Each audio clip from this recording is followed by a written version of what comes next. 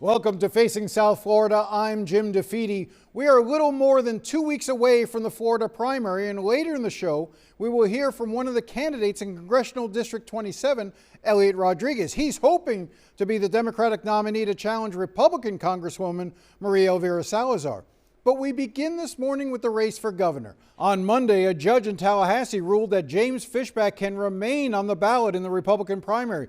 The judge said Fishback did not violate the law, which requires you to be a resident in Florida for 7 years prior to running for governor, even though Fishback admitted he voted in Washington, D.C. in 2020 and bought a condo there at the time, signing mortgage documents saying it would be his primary residence. The lawsuit against Fishback was brought by his rival, Lieutenant Governor Jay Collins. I spoke to Collins about the ruling and why he believes he is trailing the Republican frontrunner, Byron Donalds. Jay, thank you for coming in. Let's just start with the news of the week. Obviously James Fishback is going to remain on the ballot. You had sued to get him off. Your reaction to the judge's decision? Well, first off, respect the court's authority, right? You have to do that. We are a law-abiding state. And while I don't agree with it, I respect his decision, though I think what he's done is essentially make home is where the heart is, the legal approach to residency. It's not good enough. I think the part of the thinking of your lawsuit, and tell me if I'm wrong, is one, you felt that he wasn't qualified to run, but two, if you also removed him, had one fewer candidate, it could help you in terms of coming up in the polls against who everyone sort of acknowledges as the front runner is Byron Donalds.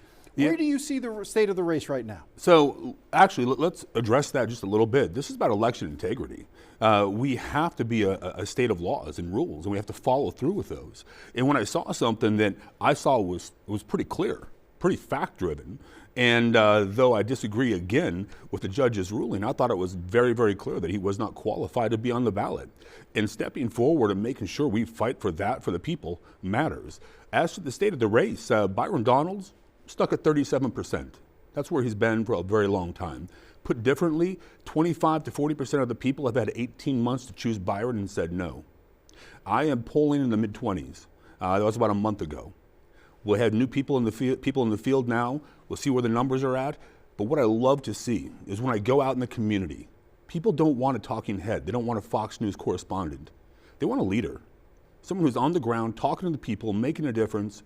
It is a two-person race in the primary. It's Byron and I, and we're going to fight all the way to the finish to help lead our state, make a difference at the dinner table, not the boardroom table, and protect our people and way of life. Look, obviously there are other polls that are out there. You're talking about your own internal polls. There are other polls out there that show Byron much further ahead. But let's assume that your polling is correct, that it is a fairly narrowing race. Yes, sir. Wouldn't the governor's endorsement of you be pivotal in this moment? Why hasn't the governor endorsed you? Well, first off, the governor is the most consequential politician in Florida. I respect him.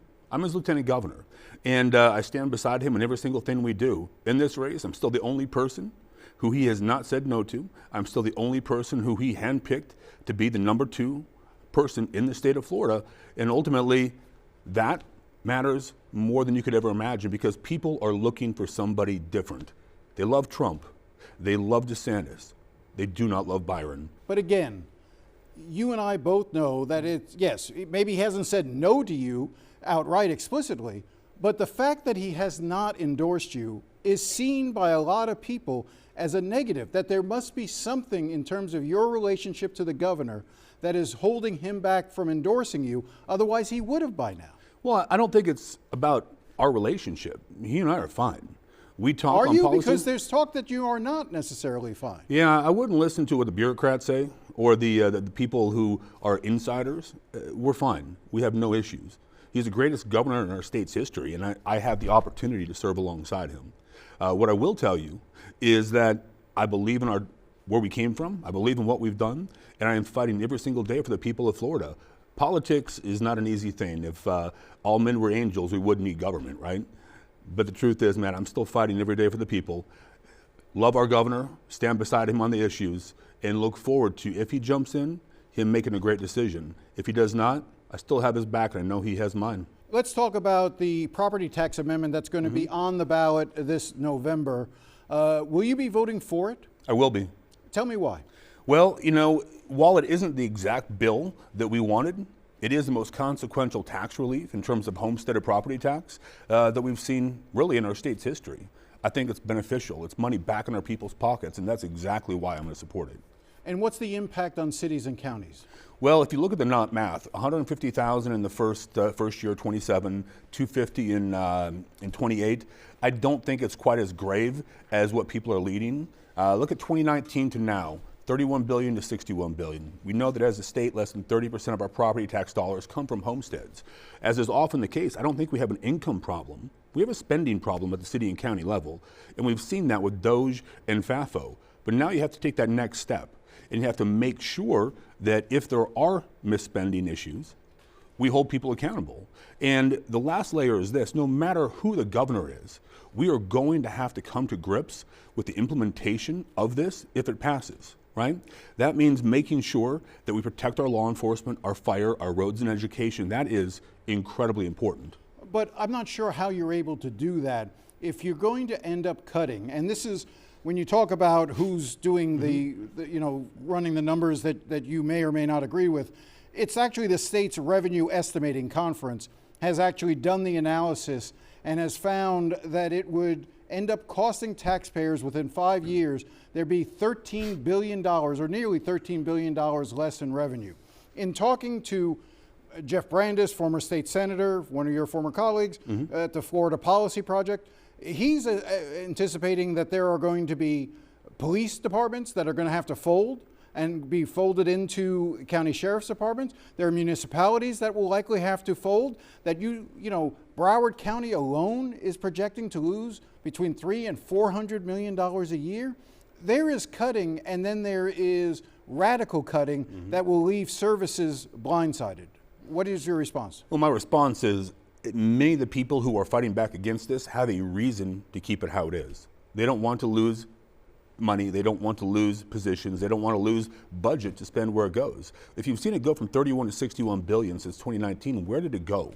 It should be focused on education, law enforcement, fire, roads, sanitation, the things that are common to all. And if we haven't spent it on that, why haven't we spent it, and where did the money go? So what I'll tell you is, in today's world, we often look for sensationalism, right? What's the best way to say something that's inflammatory rather than facts? Well, why isn't the governor advocating for this? Because he's not. He's basically said that he's walking away now. Since they didn't go with his plan, which was to abolish all property taxes, including those for schools, because they didn't go with his, he's not going to campaign for it. I don't know anybody who's campaigning for it. So why do you think the governor has just completely abdicated on this issue? Well, I think he's frustrated with the fact that the trust fund's not there, that we didn't protect law enforcement and fire, and we put those people who we should stand beside at risk. Cities and counties are already trying to use that as a wedge issue. So then you agree that if this passes, it puts police and fire at risk? Well, that's where leadership comes in. And if elected the next governor, look, I think you can get this, you can land this, and we can absolutely protect our law enforcement and fire, but you're going to have to come forward, make a decision, and wade in. Man, being a leader doesn't mean everything is going to be easy. It's not going to be all roses, right? I think everyone wants property tax reform. I think there are serious issues. I'm not sure this proposal gets you to where you want to be. It may be better. Is it better to pass a bad plan now than a better plan a year from now? So what I'll tell you is, look, if this fails, we're going to go back to the well. And my approach as governor would be to hit 67 counties. We're going to talk to people, and we're going to lay that math out. We can agree to agree to disagree, but either way, we're going to move forward. I want to talk about data centers. Oh, fun. This has been an issue that I think a year ago, if you had asked the average voter about data centers, they would have had no idea what you were talking about. Now, I think it is coming front and center. Talk to me about your approach to this issue and where you think this is a key point between you and Byron Donalds, I believe. Well, this is a key part of the race. And Jim, you're hitting it on the head, man. 6 months ago, this was not where it is today. This has come to a culminating time in our state, and people are very afraid. But there's a lot of misinformation, as is always the case, right? It's unfortunate. So you have three macro perspectives. You have the Byron approach, which is raise the racing flag and let it rip. I'm afraid of overgrowth. I think it's going to hurt agriculture. I think it's going to hurt our municipalities. I think it's going to hurt our green zones, our waterways, and I think it's going to degrade our aquifers. You have this artificial moratorium. Look, I don't want federal overreach.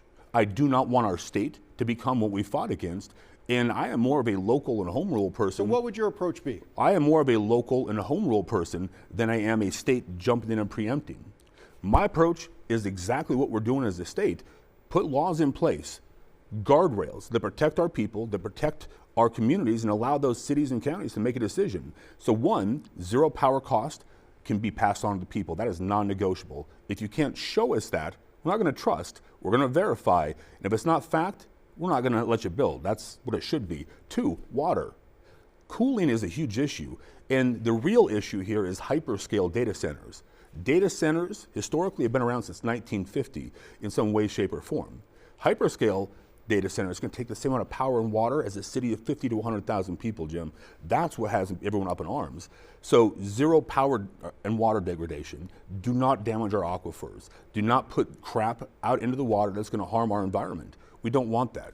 We want to keep Florida what it is. Number three, and this is really something that's important to me, you cannot build a good business relationship if you have everything wrapped up in NDA. And it's not about the two parties, it's about the people. They deserve to know factually who's coming in, what it's going to look like, and the NDA can't hide the end customer for that data center. But the fourth thing is this, Jim. I'm going to put my money where my mouth is. I believe in local and home rule, but I also promise you if you lie, cheat, steal, dupe, or mislead people in our cities and counties, as a state, we are going to come and we're going to push you. We're going to fight and we're going to protect our people. You can see my full interview with Jay Collins on CBSMiami.com.